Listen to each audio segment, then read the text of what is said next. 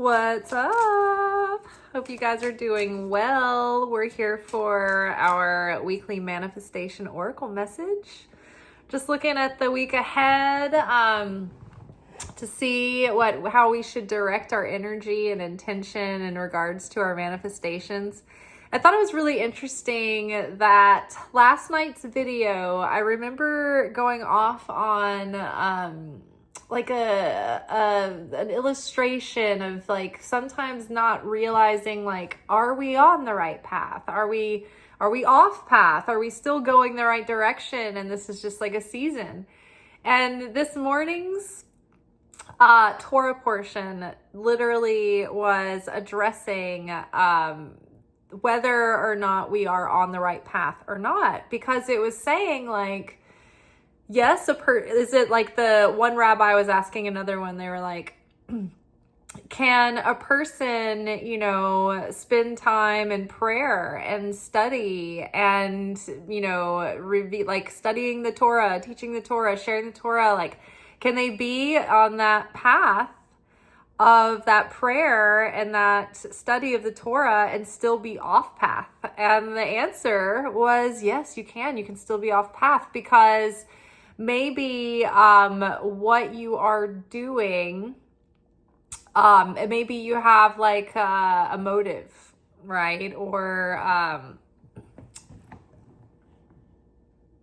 like a self-centered intention behind it. Or maybe you have misinterpreted and embodied the information in the wrong direction, right? So it was saying that, that like, yes, it's highly possible to, for you to look at yourself and think, well, I'm doing all the right things and I'm, showing up, I'm doing my prayers, I'm doing my Bible study, and you can still be completely missing the mark in life. And so Eitan Yardini, my teacher, he was saying that, how did he put it?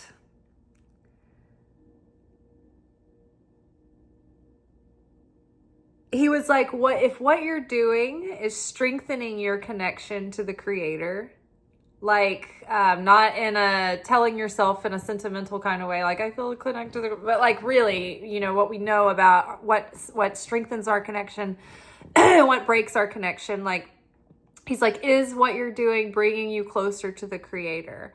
Is what you're doing transforming you to become more in the likeness of the Creator? Not in an egotistical, I'm a creator, I'm, likened unto a God, I'm the master of my domain, my, captain of my world, like not in that kind of way, but in like a compassionate, merciful, like, do you have the attributes of the Creator?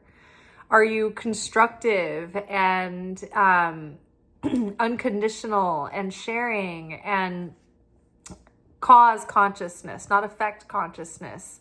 Are you full and whole, or are you, in fear and lacking, right? So is what you're doing strengthening that connection or severing it? That's a good way to test the waters, because like it's so relevant too, because in this current moment, we are in a situation where it's coming to a head and people are starting to awaken to the fact that people have weaponized the Bible to forward their own corrupt agendas and to perpetuate patriarchal colonialism and imperialism and that agenda since the earliest of days of, when the temple system got corrupt. And then, once Christianity was starting to take off, the first 100, years or so, like Rome tried to get in and take control of that and steer it in the direction that they wanted it to go in and use it to get people to be obedient and easy to handle and complacent and going along with their agenda.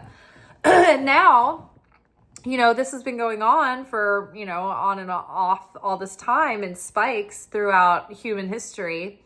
But we're in a moment now where there is like this agenda, this white supremacy agenda that's been going on within this whole, patriarchal imperialist system, specifically since like the mid 1800s. And this was a movement that cherry picked certain like ancient prophecies and scriptures to get people to agree with slavery. It was like during like the Civil War era. And it was called dispensationalism. And it basically got people terrified about the end of the world, and it used a bunch of like apocalyptic language that was used at the time as code to like write protest literature against the Roman Empire. And so they had to speak in cryptic ways.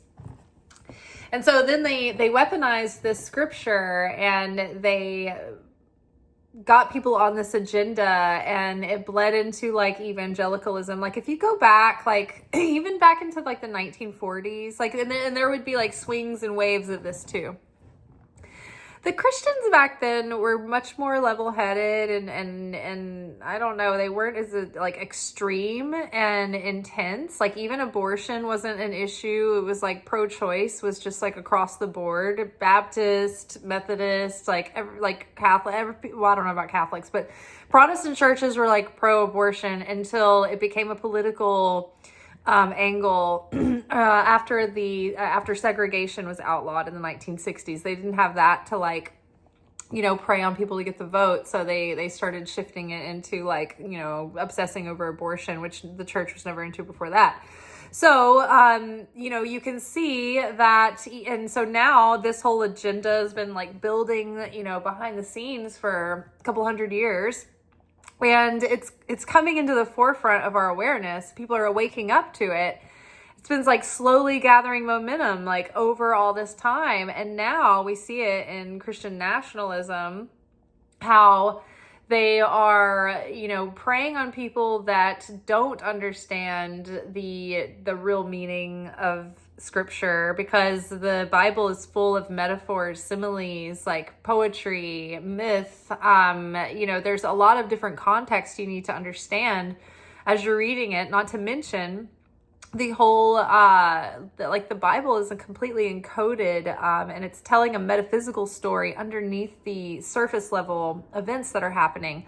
So even understanding that and that language, and the mathematics of the gematria that's going on as well, and the Hebrew letters, like most people aren't literate to all that. They don't know what's going on. So they're just reading these stories and like trying to draw what they can from them, doing, mental gymnastics, and missing a lot of the real meaning. And so, of course, people with bad intentions are going to take advantage of that and try to force their interpretation onto people and get them to go along with what they want. And now it's out, it's like out in the open, and people are starting to understand that. And there's a lot of debate going back and forth, and a lot of people are, speaking about theology, trying to help people set the record straight, helping people deconstruct what ideology has programmed them to believe versus what is actually the truth and where all that came from. And so I thought that was interesting how the Torah portion today was literally talking about, like, can you be studying and in prayer and doing all the things, doing all the mitzvahs or whatever, and still be off path? And it's like, yeah, you can be, actually. If your relationship, if your connection to the Creator is not getting stronger, you're not becoming more like the Creator, and then if there's an indication that you may not be understanding things correctly, or you may be embodying them in an incorrect way, or you might not be taking away the right information, or you still might be not living in your purpose, or you might be misinterpreting things. And so there's a lot of ways that you can still be off path, even if you think, oh, I'm good, I'm doing all this stuff, which goes back to another thing we were talking about recently about the Socrates. Like Plato wrote that Socrates said, a wise man knows he knows little, right? And a fool thinks that they know everything. So when you feel like, oh, I know this, I've got this, look at me, I'm doing so good, warning sign, slow down, check yourself before you wreck yourself, because we can always be doing more. right? It's like there's like this paradox where we're always perfect just the way that we are in our imperfection, but we can always be doing more to grow and to improve. We have the Queen of the Light. I remember we did have this last week because I remember my birthday outfit was exactly almost this. Illumination, enlightenment, and celebration. So this is great. I just feel like coming out of Aries season, I feel like all that fire is now becoming embodied, and I feel like there's a wash of clarity coming through the zeitgeist. I feel like this illumination is kind of strengthening our courage and our hope, and feeling like maybe the storm can turn and good things are still on the horizon, and getting more energy to get back into the things that we love. We were talking about this last night. Like, we need to protect our inner flame and protect our hope and protect our excitement and our enthusiasm towards what we do. And even if we face the worst case scenario, like, what if the thing that I love never gives me what I hope it will deliver? You know, do I just love it for the sake of loving it? Do I love the process? Do I love the journey? It's so interesting how whatever little stories that I'm seeing, it feels like they're always relevant to the things that we're talking about. And I saw this artist talking today about how some big record producer or whatever was talking about how, well, you know, you can't fight AI forever. AI's got better voice, like, you know, blah, blah, blah, like, you know, that whole, like, just spouting off, you know, the redundant crap that they've been paid to say. And this artist was like, that person looks at artists like they're products, and all they see is the song, is the product, but they don't see, like, the work that they put behind, the incredible talented musicians that get together and make this music, the writers that get together and pour their experience and their heartache and their, you know, joy into all of these things. And so he was also talking about how, like, I also paint, and it helps me overcome my trauma. And instead of thinking about my traumatic past, I get in this painting and I get lost in it, and being present with this painting. And it's, sometimes they take weeks, sometimes they take months, sometimes they take years. And that no matter what, you can order some AI generated slop on a print and you'll have something to put on your wall and look at, but it's not going to have the texture of a hand painted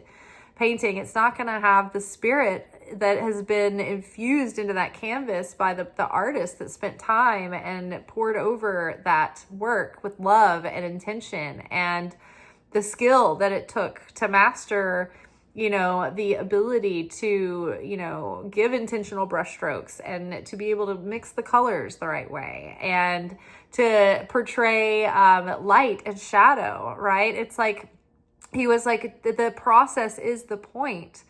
You know, they keep trying to sell these people on AI, like, that don't have any talent. They're like, oh, what's the point in, you know, learning an instrument and mastering that? Just get AI to do it for you. It saves you time. And it's like, well, you don't have the satisfaction or the confidence that you built from learning something. You don't have a talent or a skill. You did, like me and this girl I work with the other day, we're talking about, like, how we kind of appreciate gatekeeping in a way, because it just means that there is a standard put around an industry where talent and skill and resourcefulness and, you know, the resources that you've acquired in that industry matter, right? And so, you know, they're just like, oh, here, you know, it's all about bread of shame, right? It's like taking instant gratification that you didn't earn, and then it leads to bread of shame. What is this all doing? It's leading to chaos. Artists are getting their work stolen, and AI is just copywriting their work, and they can't even sell their own work, right? All these people are flooding the market, being told, like, oh, what's the value of talent or hard work, or, you know, putting your heart and soul into something? Just get AI to do it for you. And it reminded me of the concept of trying to take light that's not yours, and it can only ever lead to like chaos. And when we take light that is meant for us, then it will bring the fulfillment. But when we try to take light that's not ours, then it never leads to fulfillment. It only leads to chaos. And this is exactly what I'm talking about. It's like there are some people who are called to be artists and musicians, and they write lyrics and they play instruments, or they might be called to other forms of creation or expression, or a trade or something, right? And so they master these skills. They're a carpenter or whatever. Or like we have somebody that fixes up old cars, right? That takes a special skill and talent, right? So say, you're in an industry where all of a sudden it becomes the trend, and the industry is just flooded with people who just see an opportunity to make a buck and follow a trend. And all of a sudden, like, your skills have been so devalued that you can't even make a living doing the thing that you love, right? That happened with digital photography. And now it's happening with so many other industries that were sort of safe from that whole like gold rush of people that just want to come in and do the easiest form of it and not devote any kind of like, blood, sweat, and tears to the thing. They just want to take what it has to give. And they're going in and exploiting an art form or a skill. Meanwhile, pushing out the people, like overpowering and like overshadowing the people who were there authentically, and with work and effort that they put in, and talent and mastery. And so they're getting pushed out of the way by all these people that are like, oh, I'm just going to give a prompt to an AI agent and make them make all this music for me. And then I'm going to put it out there. It's like, what satisfaction could you possibly get from that? It's like, are people just lying to themselves, or they're just taking the cheap hit? Give me some money. Like they're being cheated out of real fulfillment, out of their foolishness to just go along with something and jump on a trend and do the easy thing. That is bread of shame. That is taking instant gratification instead of the long-term value and fulfillment. And so I think that people are waking up to even these things as well. Trying to, to follow your true path, and what does your soul truly draw you towards, and being willing to put the work in and put the human soul and experience and touch into that thing, and valuing the process regardless of whatever happens, right? Did you express the uniqueness of your soul the way that God gave you your unique soul, right? Or did you just spend your life running around chasing trends, and in the rat race, right? So I think that if you're here, you're probably not one of those. You're probably one of these, the people who love putting their hands to making something, or to fixing something, or to, giving something new life, right? Renovating something, giving beauty to something that had once faded and now bringing it back, right? Like I'm sure we all have things that we love doing. And I think it's tempting these days to just, want to chase after the daily empty promise of, here, make fast money. This, you can do this and you don't have to do any of that. Just trust me, go along with my 14-point formula method, and it's like, I think we're all like seeing through this, and now we're just trying to like let go of that hustle culture mentality and just get back to our inner compass, right? What's our true north? And so I think that that's part of the illumination and part of the clarity and part of the enlightenment. And then just feeling like that ability to just let our hair down and celebrate again and find our way back into joy, rather than this just foreboding feeling of everything just like coming apart and being turned inside out. It's like, all right, fine. Like, it's getting turned inside out. Like, we see it. We're here. It's happening. Let go and let God at this point, do your best. We're doing our best. So Gaia's garden, fruition, abundance, reaping what you sow. This is very exciting because if I'm not mistaken, I believe that this lady came out recently too, if not last week.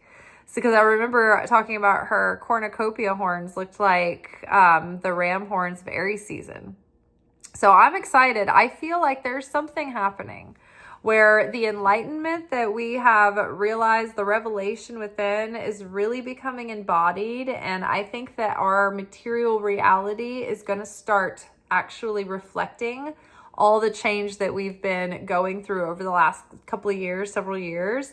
And I think that we've been like changing and morphing so fast on a vibrational level that it's taken a minute for the dust to settle, for us to kind of settle into a base level, so that the universe can then send something physical to represent this, to reflect this. Amazing. Things are changing. The embodiment of what we learned is happening. And now I think we've got to trust those instincts. Oh, I love this. I love this card. The Winged Wise Ones. This one comes out a lot for us. Angelic help, miraculous aid. So we are being sent angelic support from the upper realms. I love this.